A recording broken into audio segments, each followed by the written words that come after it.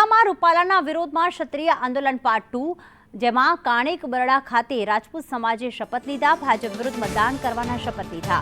ક્ષત્રિયોએ એકઠા થઈને ભાજપ સામે રોષ વ્યક્ત કર્યો. મોટી સંખ્યામાં રાજપૂત સમાજના લોકોએ અહીં શપથ લીધા હતા.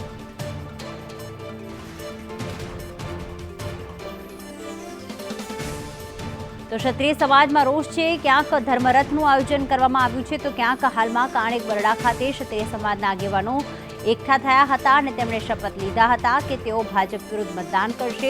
ક્ષત્રિયોનો રોષ હજી પણ યથાવત છે. આ તરફ હર્ષ સંઘવી, CR પાટીલની અધ્યક્ષતામાં બેઠકો થઈ રહી છે ક્ષત્રિય આગેવાનો સાથે, ક્ષત્રિય ભાજપના નેતાઓ સાથે, પરંતુ આ પ્રશ્ન હજી પણ વણ ઉકેલ્યો છે અને ક્ષત્રિય સમાજનો વિરોધ જે છે હજી પણ યથાવત છે. સમગ્ર ગુજરાતમાં ધર્મરથ દ્વારા ભાજપ વિરુદ્ધ મતદાન કરવા માટે અપીલ પણ કરવામાં આવી રહી છે.